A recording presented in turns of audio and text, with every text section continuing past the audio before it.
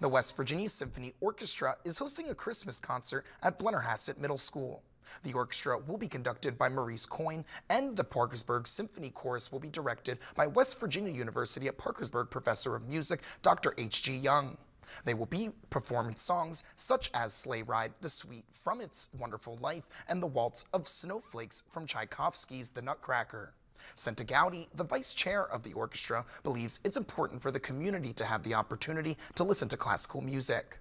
Well, art in all of its forms help enrich our lives, and it enriches our community to have them available here. So the commitment of the people for the last 36 years to raise the money to pay to have the symphony here so that they don't have to travel to Charleston on a snowy Saturday evening, that it's right here in our community.